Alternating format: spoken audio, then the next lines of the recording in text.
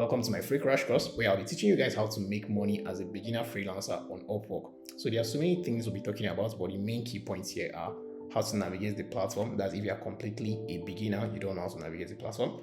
I'll teach you how to optimize your profile. I'll teach you how to optimize your proposal and how to close the deal in the DM.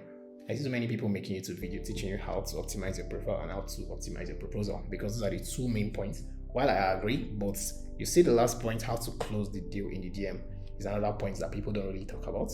But it's really important because if you don't know how to close the deal, then you're wasting your time learning how to optimize your profile and how to send proposals. Because at the end of the day, you are doing that just so you can close the deal in the DM. Okay? So let's start with the beginning, how to navigate the platform. Okay?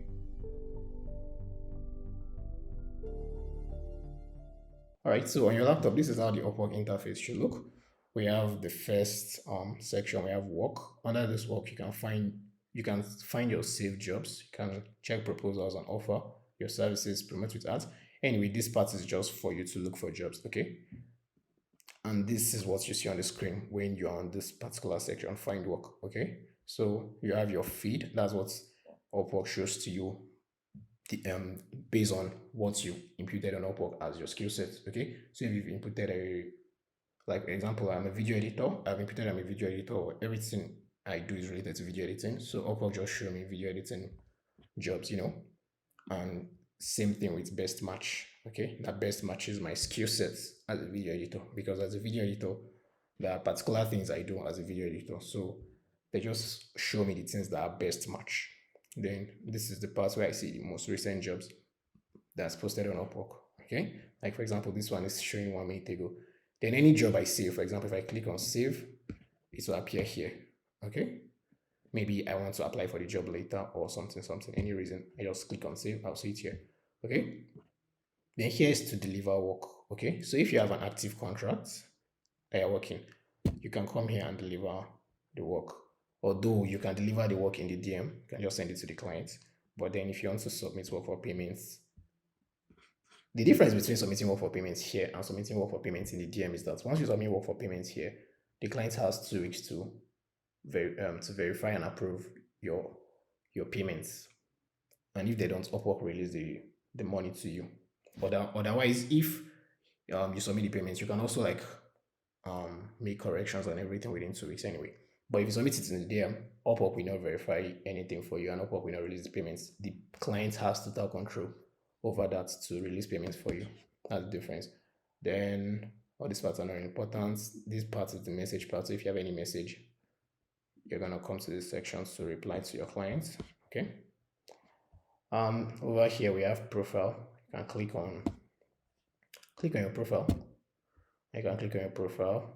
You can click on your stats, membership plans. You can click on connect. And here we have search bar. So you can search for whatever you want to search. You can search based on jobs. You can search based on talents, based on projects. So if I want to search based on job, I can just search video editing. Then if I want to search based on talent, I can search video editor.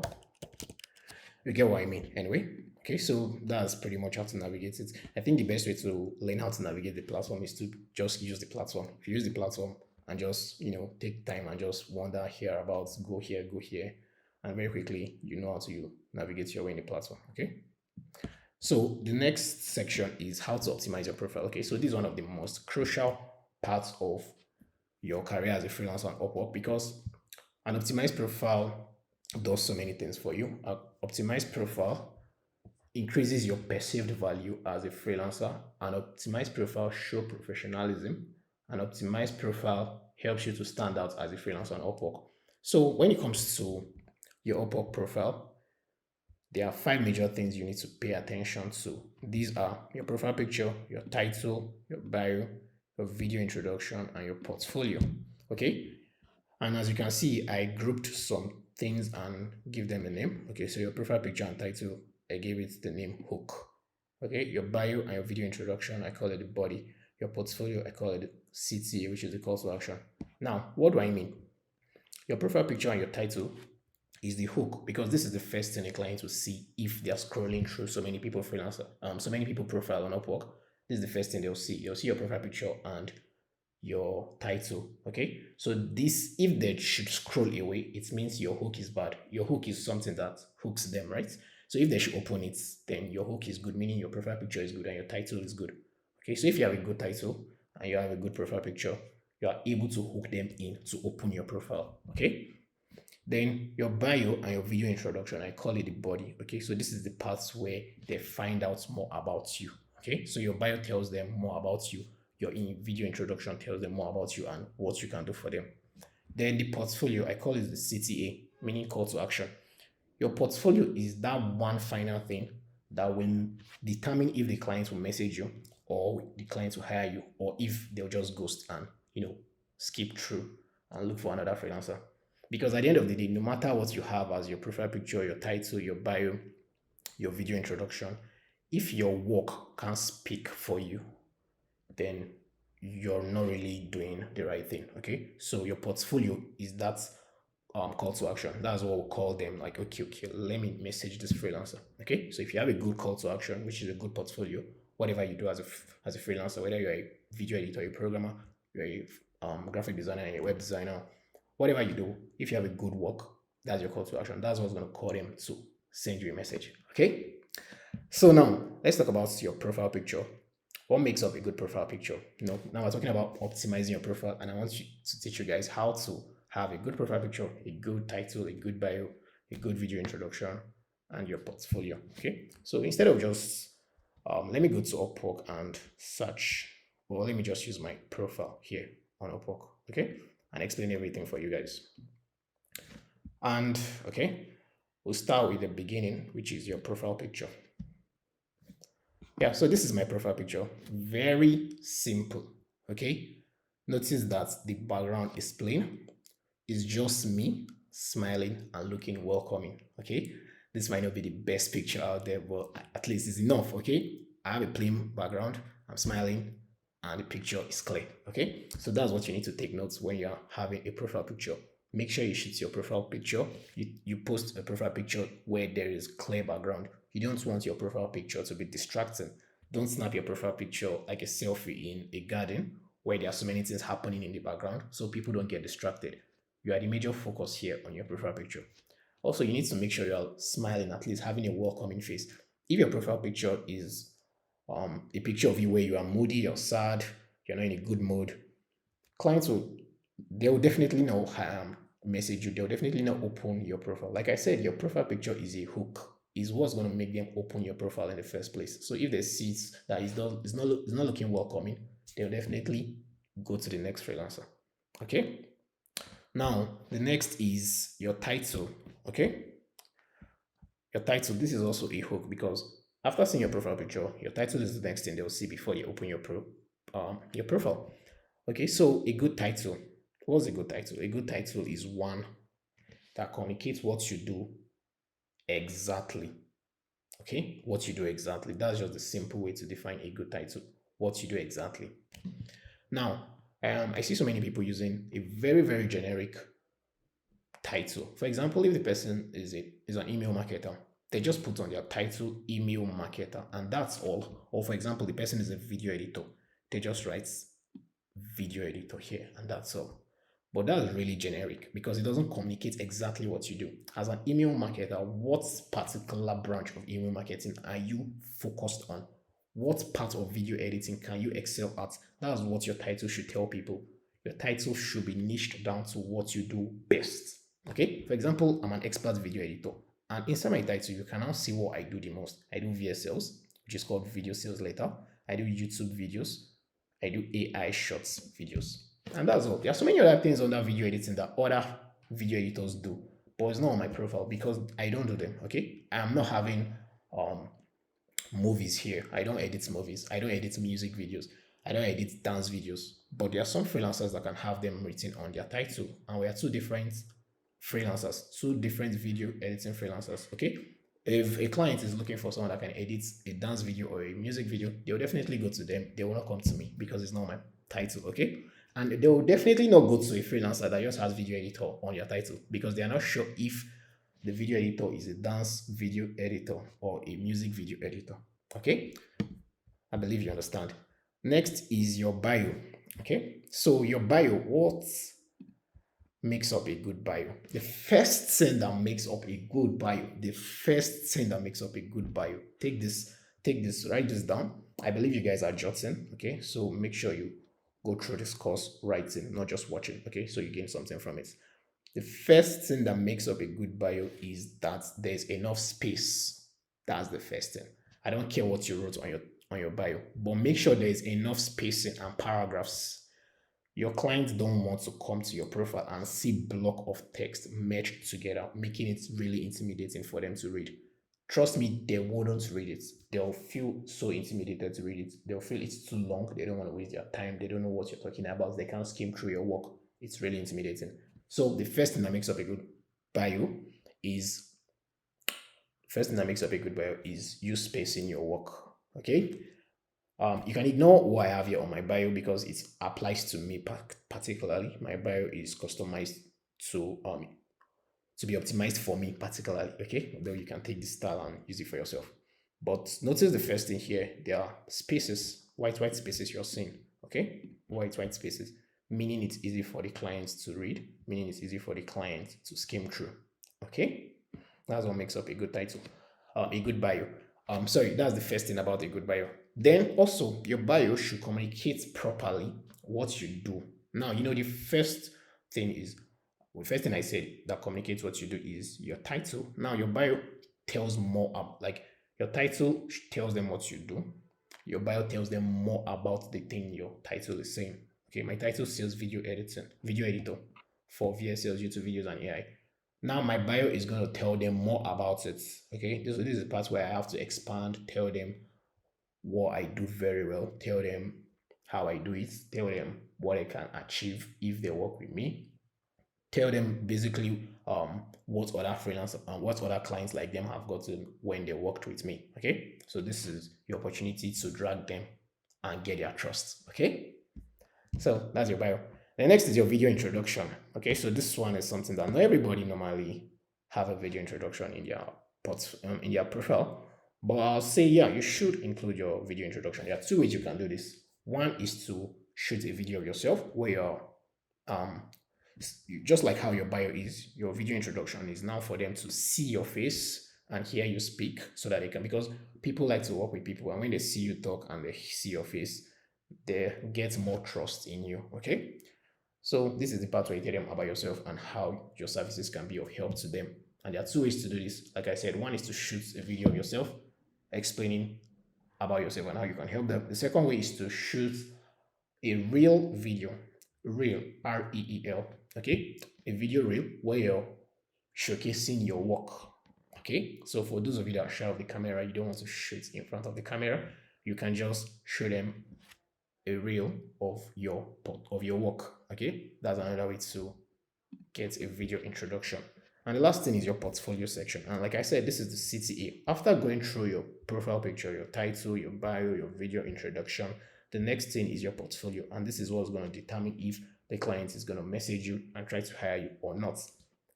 So to start with, if this place is blank, you have nothing, then trust me, you have zero chance of signing a client from your profile, because they'll feel like, for for this freelancer to not upload their work, that means the freelancer doesn't know what he's doing or she's doing. Okay, so your work speaks for you. Okay, they say action speaks louder than voice than words. Okay, so after reading everything, this is where they want to confirm that yes, everything you're saying is true. Let's see your work. Okay, so your portfolio section is really important. It's really crucial. Is the call to action, is what's going to determine if they'll message you or not at the end of the day. Okay, so that's how to optimize your profile on Upwork. By the way, if you guys are enjoying this and you like my stuff, I have a masterclass where I teach you guys how to make $1,000 every month on Upwork as a beginner. And if that's something you're really interested in, then make sure to click the first link in the description below. And with that said, let's go to the next section, and that is optimizing your proposal.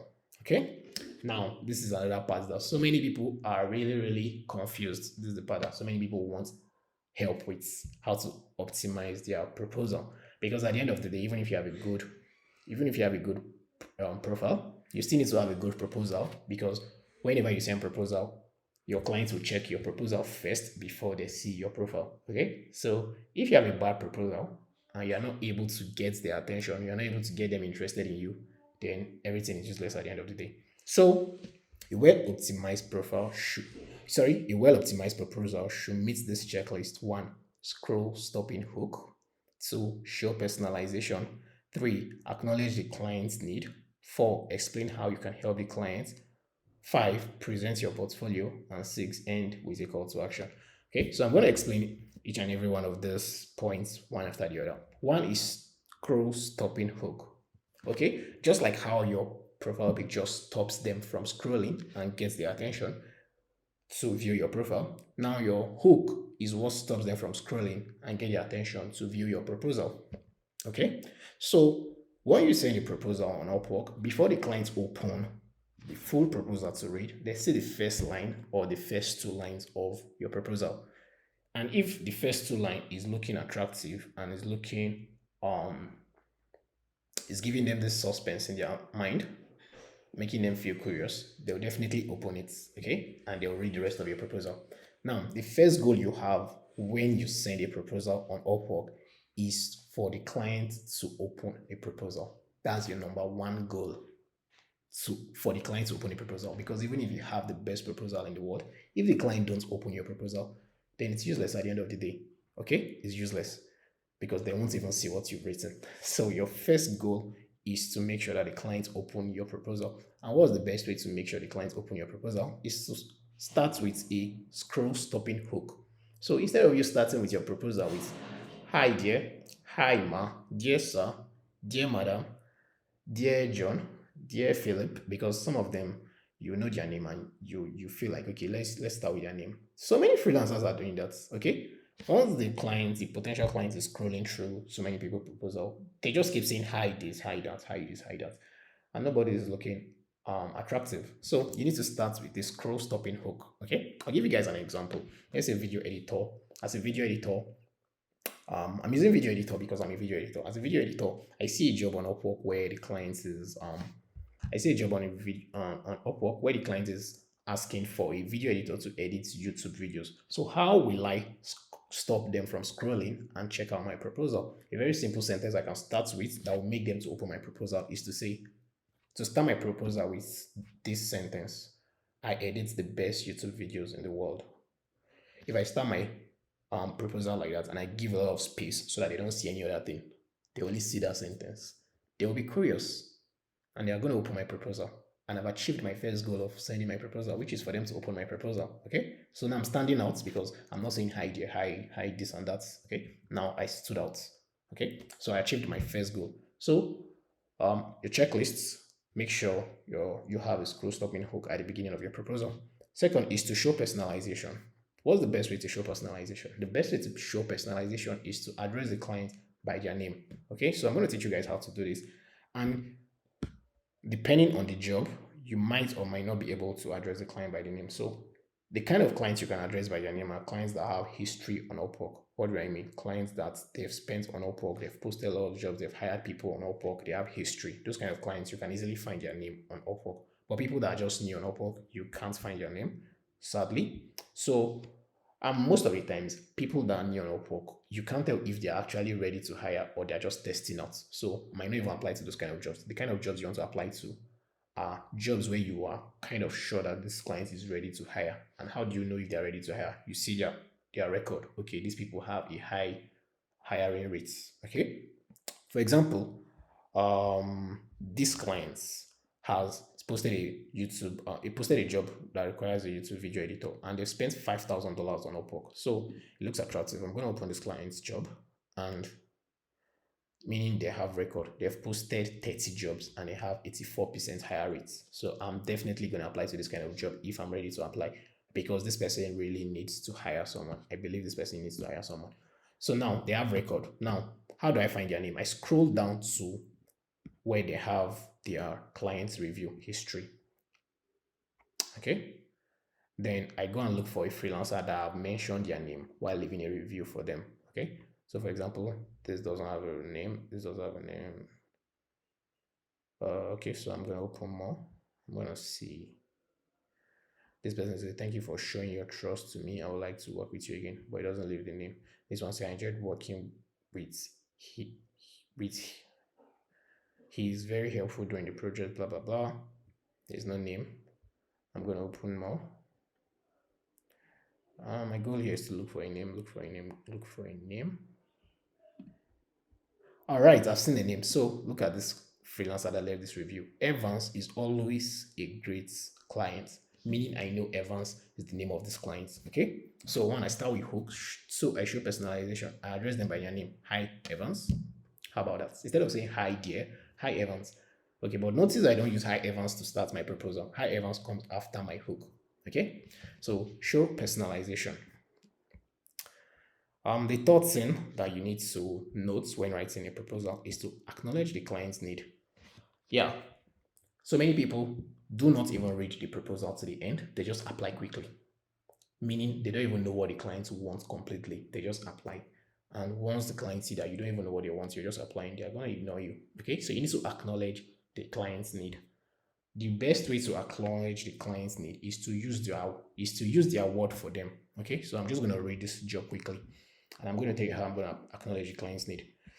Are you a skilled video editor with passion for helping YouTubers create engaging content? Join our team of custom editing. Join our team at customediting.com and work directly with creators to help them shape their brand, grow their channel, and build their agency and build their legacy, one video at a time. As a YouTube content video editor, you will edit both long form and short form content, optimizing videos for YouTube and other social media platforms. You collaborate with content creators to bring their vision to life, all while working remotely. Anyway, I don't want to read it to the end because it's very long and it's going to make this video very, very long.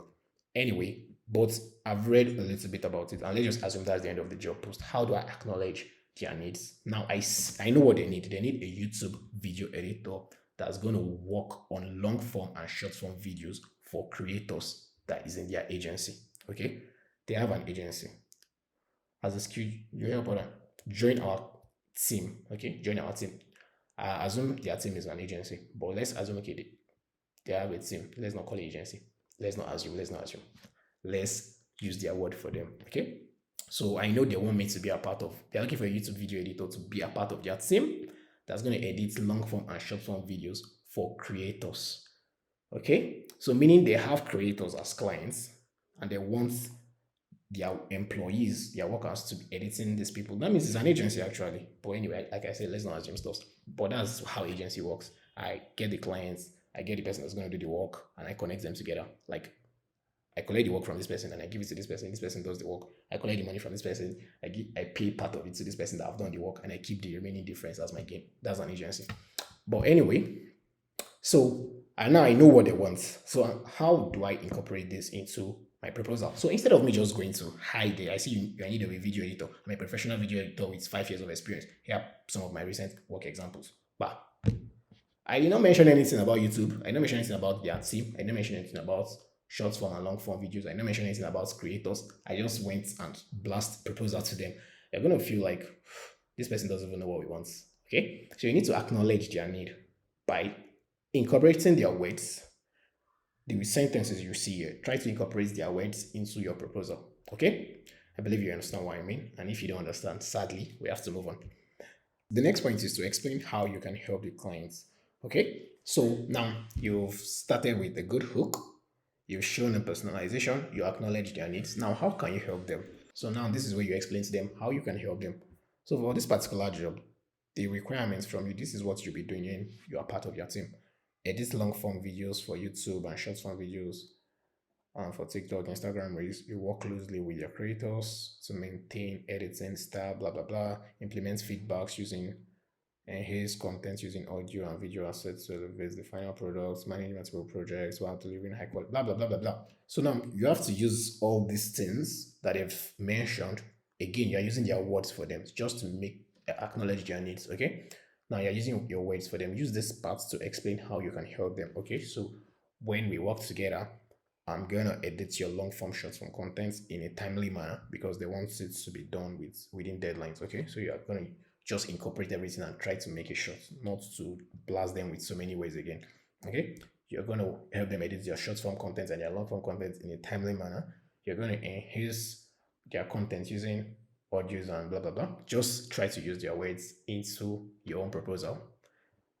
By so doing, you explain to them how you can help them while using their words, and at the same time you're acknowledging their needs. Okay. The last point is to present your portfolio. Okay. So this part is just like how your portfolio, the role of your portfolio in your profile is still the same. Still the same with the role of your portfolio in your proposal. It tells them more about what you're saying. Forget you're telling them you can edit this, you can edit that. Show them, not just tell them, show them. Because when they see it, they can now believe that, yeah, truly this person can edit this thing. They say they can edit because now they're seeing the work example. Your portfolio gives them a glimpse into the iceberg, okay? Gives them a feel of your expertise. So show them your portfolio. If they want a YouTube video editor, show them a YouTube video you've done before. If they want a wedding video editor, show them a wedding video you've edited before. If they want a logo designer, show them a logo you've done before. If they want a web designer, show them a website you've designed before. Just show them workings, okay? That will easily get them to trust you the most. To get them to trust you more than any other thing in your proposal. To get them to trust you more than all your hook, how you explained, and whatever. Your work is what they want to say the most, okay? Then the last point is to end with a call to action. All right. So many freelancers, sorry, so many clients do not even know what to do next after reading your proposal. And this is your opportunity to nudge them to write back to you. The, the purpose of a call to action is to nudge them to write back to you. Okay. So there are so many ways you can end with a call to action, but one rule of thumb is to end with one call to action. Don't end with multiple. Don't tell them, reach back to me and let us see how we can move further. And after that, you now tell them, I'll be expecting your message so that we can discuss how to move further. End with one call to action. Okay. A very good example of a call to action is by asking them a question. Okay. So just pick one thing that you would like to know more about inside everything they said in their job post and ask them a question about it. How about a generic way? Let's say, for example, this one is going to work for every job. Tell me more about dash. The dash, you fill it up by yourself depending on what you saw on the job post. Tell me more about your needs for dash. And they can easily come to your DM and tell you more about their needs. That's a very good call to action. Okay, so I believe you guys now understand how to optimize your proposal, and make sure you take note of all these checklists. And every time you write a new proposal, you can always come here and check if you've met all the points I gave to you guys here. Okay. Also, in my Upwork Mastery course, I'll be teaching you guys more about how to do this. I'll even show you guys different ways you can write your hook, show personalization, acknowledge your client's needs, give you different templates on how to send proposal. And these are templates that I've tried by myself that has worked for me. Okay. So closing the deal in the DM. This is the last point. Okay. I'm not going to waste so much time on this because depending on the message you get in the DM, there are so many different ways you can go about this. Okay. So this is a really simple part of the process in which, if handled inappropriately, you can't land a single client on Upwork. So down below is a free, simple frame by frame process that I use and has worked for me and has worked well for me 100% of the times. This approach begins with the client replying to your proposal or sending you a message after viewing your profile. Okay. So to close deal in a DM, there are two different ways. Either the clients reply to your proposal, they message you, or the clients check your profile and they feel attracted to it and they message you. Okay, either way. Now, I give an example here. This is just an example. It doesn't apply in every cases. Okay. So now this example applies only when the client replies to your proposal or message you. Okay, yeah. Now this example applies only when the clients message you without asking a question. If the client asks you a question, then you have to use a different approach. Now, let's say, for example, the client message you, reach back to you after they saw your profile, or they reach back to you after they read your proposal, and they do not ask you a question. So this is where you can use this format. Okay. Yeah, they can reach out to you without asking you a question. For example, if you ended your proposal with a call to action, tell me more about what you want for this, and they just go ahead and tell you more. They're definitely not asking you a question. They're answering your own question that you've asked them in your call to action. Okay. So the client replies to your proposal or message you. First thing, appreciates their effort to reach out to you and ask a question regarding what they reach out to you for. Thank you. For example, the client's name is Daniel. Hi, Daniel. Thanks for reaching out to me. then you ask a question. Make sure you do this in one message, or make sure you do this, and after you send that message, you send the next message, which is a question, asking a question regarding why they reached out to you. Ensure your question is open ended so it can create room for other questions. Don't ask them, do you like rice, so that they can tell you yes or no. Just that's a funny example. But anyway, don't just ask them. You get what I'm saying? Don't ask them a closed-ended question. Ask them an open-ended question. So if they tell you, it will create room for other questions. Okay. So the client is going to give you a reply to your question, which will potentially lead to another question because it's an open-ended question. Okay. Then again, you asked another question, and this time you need to dig deeper into their problem. Okay. Now, the purpose of all this is so the clients can see that, yeah, you want to understand their needs. There's a saying in marketing, a customer will buy when they feel understood, not when they understand you. If you are the seller and you want to sell to me, I'm going to buy from you if I feel understood and not when I understand you. You can't come to try to sell me a car and you're explaining to me the needs of the car without asking me what's my budget, what kind of car am I looking for, what do I like the most in cars. You don't even ask me anything about what I want. You're just telling me this car, this car, this car. I won't buy. Okay, I will buy only if I feel understood. So that's it. The reason why you keep asking questions is so that you can understand them. You can't go to the hospital. I'll give you another example. You can't go to the hospital and tell them you're sick and they'll just give you drugs. They're going to ask you a question. How are you feeling? Is your head paining you? Is your stomach paining you? They're going to keep asking you a question and then you buy. But imagine you go to a hospital and you say, I'm sick. And you say, oh, you're sick, take. And they give you paracetamol. would, you, would you take it? Obviously, you run away because they don't even understand what's wrong with you. Okay? And that's how it works here in marketing. That's how it works in getting anybody to buy anything from you. Make sure you understand them if you want them to buy from you. Ask them questions. Okay? So the client gives a reply. At this point, there are two ways you can proceed. Now, this is after asking two questions or three questions, maybe. There are two ways you can proceed. Situation A. At this point, there are two ways you can proceed depending on the situation. The first situation is there is still much complication between the two of you. Now, the best way to proceed, the best way forward is to request to jump on a call with them. If there's still too much complication, just request. Let's discuss more about this on a call, on a quick. Make sure to use the word quick because nobody likes to waste their time. Once you say quick, they'll be like, okay, no problem. Let's jump on a quick call to discuss this further. Hope you make sure you're not this kind of person that is shy to speak on a call. Speak on a call, please. This will breach the trust between the two of you, okay? And this will make them feel like, okay, you really want to know them what they want. You really want to understand them. The situation B is there's mutual understanding between you two. And this is mostly when the client reads your proposal and like, wow, this proposal is good. I like what this freelancer said. I like what the portfolio is showing. I want to hire them immediately. I don't even like they are completely sold by your proposal. At this point, you don't even need to ask them a question. Okay. You just end with you give them the last sentence. Okay. Um I'll tell you the last sentence, but before I go, that's just the situation B. There is much understanding between you two, and they are really sold. Ask them if they need the results within the next 24 to 48 hours. And once that question is finally clear, you ask this particular last question. Where do we go from here? Never ask the client, so when are you sending me the contract? So are you ready now to start? Never try to force them. Once you bring that in, they are going to feel resistance. They don't want to. They'll feel like, am I sure? Am I sure? Am I sure? Don't you have to control the communication, the conversation without acting like you are the one in control of the conversation. If you ask them, where do we go from here? They will not be the one to willingly tell you, okay, don't worry, I'll send the contract to you in the next 5 minutes. I'll send it now. I'll send it tomorrow. Oh, yeah, okay, no problem. Never ask them, even if they are the situation B is the case where they are completely sold with your proposal. Still don't ask them, send me the contract. Don't ask them like that. Just tell them, where do we go from here? Simple. How do we proceed? Simple. And that's how you can close the deal in the DM. Okay? So guys, that's basically everything. I'm teaching you guys in this course. Talk about how to navigate the platform if you're a complete beginner, how to optimize your profile, how to optimize your profile proposal, how to close the deal in the DM. I hope you guys gained a lot from this.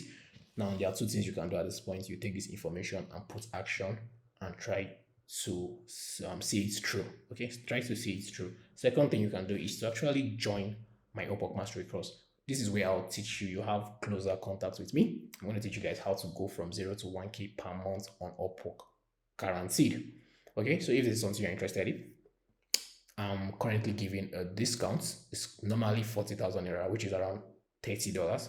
But from now to the 15th of October, if you use the promo code MAS3, if you use the promo code MAS3, you're going to get an 80% slash on the price. Okay. So instead of paying 40,000 naira, you'll be paying 80, you'll be paying 8,000 naira. Okay. So if you don't want to miss that promo code, you need to act quickly. Use the first link in the description below, and I'll see you guys inside the course, or I'll see you on my next video. Bye bye.